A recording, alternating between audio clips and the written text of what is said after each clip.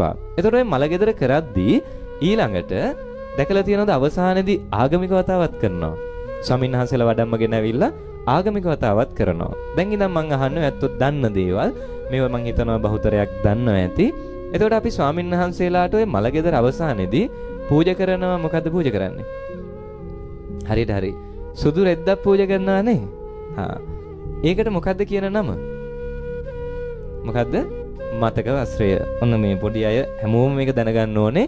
මලගෙදරදී අවසානයේ ස්වාමීන් වහන්සේලාට ආරාධනා කරලා උන්වහන්සේලාට අපි සුදු රෙද්දක් පූජා කරනවා. ඒකට කියන්නේ මතක වස්ත්‍රය. හා. දැන් කියමු බලන්න ඇයි ඒ සුදු රෙද්ද පූජා කරන්නේ? දන්නවද? දන්නේ නැහැ. ඉතින් හාමුදුරුවෝ දෙන්න කියන නිසා අපිත් දෙනවානේ. එහෙමද? නෑ. ඕනෙම දෙයක හේතුවක් තියෙන්න ඕනේ. ඕනෙම දෙයක් ඔයත් කරනවා නම් කරන්නේ ඇයි කියලා දැනගන්න ඕනේ. හරිද? මොකද බෞද්ධ කියන්නේ අවබෝධයත් එක්ක ඉස්සරහට යන ගමනක් නේ. හැබැයි බහුතරයක් මෙලෝ වැඩ කර නැති වැඩ කරන්නේම කවුද? මේ අපේ ඇත්තෝනේ. කරන ගොඩාක් දේවල් අපිවත් දන්නේ ඇයි අපි එහෙම කරන්නේ. කියන්න මතක වස්ත්‍රය අර සුදු රෙද්ද ඇයි ස්වාමීන් වහන්සේලාට පූජා කරන්නේ? දන්නවද? කවුද දන්නේ? මොකටද? සිවුරක් හදන්න නේ. ඔක පූජා කරපු හේතුව දන්නවද? ඒ කියන්නේ ඔක පටන් ගත්ත හැටි. ඔව් හරියට හරි. ඉස්සර මලගෙවල් අද වගේ කරාද? නෑනේ අද වගේ පාටි දැම්මේ නෑ ඉස්සරනේ. ඉස්සර මලගෙවල් කරේ මිනිස්සෙක් මරුණාම ඔය බුදුරජාණන් වහන්සේ කාලේ එහෙම කරේ මොකද්ද? ඔව් ඒක තියන්නේ අද ඔය කනත්ත තියෙන්නේ.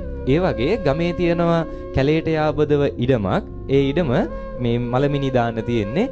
මිනිස්සෙක් මරුණන් පස්සේ කරන්නේ මලමිනිය ඔතනම සුදු රෙද්දකින්. ඔතලා මොකෝ කරන්නේ? ගිහිල්ලා විසික් කරනවා අර ඉඩමට. එතන ඊට සත්තු වැදගෙන කාලා එතනම කුණු වෙලා එහෙම තමයි ඒ කාලේ මිනිස්සෙක් මරුණම මේ වෙන්නේ. එතකොට බුදුරජාණන් වහන්සේ දේශනා කළා තියෙනවා දායකයන්ගෙන් ස්වාමින් වහන්සේලාට ලැබිය යුතු දේවල් කීයද? කියමු බලන්න. දායකයන්ගෙන් ස්වාමින් වහන්සේලාට ලැබිය යුතු දේවල් කීයක් තියෙනවද? මට ගාන කියන්න කීයද කියලා? 4යි. කීය කියලාද හිතන්නේ?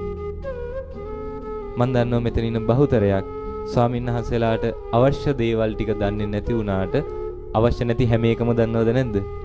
දන්නවා. අපේ බහුතරයක් බෞද්ධ ඇත්තෝ මේ ලංකාවේ බහුතරයක් බෞද්ධ ඇත්තෝ ස්වාමීන් වහන්සේලාට අනවශ්‍ය හැම එකම දැනගෙන හිටියට ඔය අවශ්‍ය දේවල් කීයද කියලාවත් බහුතරයක් දන්නේ නැහැ. කීයද? 4යි නේ. ඒ 4ට කියනවා මොකක් කියලාද? සිව්පසය. මොනවද සිව්පසය? නිකමට හිතන්න කීයෙන් කී දෙනාද ඒක දන්නේ නේ. සිව්පසය තමයි ස්වාමීන් වහන්සේලාට දායකයන්ගේ ස්වාමීන් වහන්සේලාට ලැබිය යුතු දේවල් කීයද? 4යි. ඒවට කියනවා සිව්පසය. මොනවද සිව්පසය? චීවර, පිණ්ඩපාත, සේනාසන, ගිලම්පස. මොනවද දේවල් 4? චීවර, පිණ්ඩපාත, සේනාසන, ගිලම්පස. ඔන්න ඔය දේවල් 4න් පළවෙනි එක මොකද්ද? චීවර. ඒ කියන්නේ සිවුරු. සිවුරු හදාගන්නේ කොයි හිතන තරම් ලේසි කටයුත්තක් නෙවෙයි. එදා සිවුරු හදාගත්තේ ස්වාමීන් වහන්සේලාට බුදුහාඳුරු යෝජනා කරා යන්න අර විසික් කරන මලමිනී ගාවට. ගිහිල්ලා අර මලමිනිය ඔතපු සුදු රෙද්ද තියෙනවා. ඕක ගලවලා ගන්න. ඔය ගලවලා ගන්න සුදු රෙද්ද මේ පඩු පොවනවා කියන්නේ. අන්නේ තියෙන මේ පඩු පොවුවන් පස්සේ තියෙන විස බීජ ටික ගිහිල්ලා ඒක පිළිවෙලට සිවුරක් විදිහට හැදෙනවා. අන්නේ රෙදිකඩ එකතු කරලා තමයි සිවුරක් හදන්නේ. ඒතකොට එදා මැරිච්ච මිනිස්සයාගේ මලමිනිය ඔතල තිබ්බ සුදු රෙද්දෙන් තමයි සමහරලාට සිවුරු හැදුවේ. ඒකට කියනවා පාංශකූල චීවරය. කල් යනකොට මලමිනිය අර සුදු රෙද්ද ඔතල විසික් කරන එක නැවතුණා. ඊට පස්සේ මලගෙවල් සංස්කෘතිය සම්ප්‍රදාය පටන් ගත්තා. මහනුවර යුගයේ තමයි මම දන්න විදිහට ලංකාවේ මේ තියෙන සම්ප්‍රදාය සංස්කෘතිය ඇති උනේ. ඒතකොට මලමිනියට ලස්සන ඇඳුමක් ඇඳුවා, මිනි පෙට්ටියක තියුවා, ගෙදරට ගෙනාව ගෞරවාන්විතව අවසන් කටයුතු කරා. එතකොට ස්වාමීන් වහන්සේලාත් වඩම්මගෙන ඇවිල්ලා ආගමික වතාවත් කරනවා. ඒ වෙලාවේදී ස්වාමීන් වහන්සේලාට පොඩි පාඩුවක් වුණා. මොකද? අර මේ ලස්සනට මලමිනිය සරසල මිනි පෙට්ටියේ තියලා අවසන් කටයුතු කරාම ස්වාමීන් වහන්සේලාට පොඩි අඩුපාඩුවක් වුණා. මොකද? අර ඔතල විසික් කරපු සුදු රෙද්ද නැහැනේ. හරිද? ඊට පස්සේ දැන් අපි මලගෙදරදී ඒ සුදු රෙද්ද වෙනම පූජා කරනවා. ඒකට කියන්නේ මොකක් කියලාද?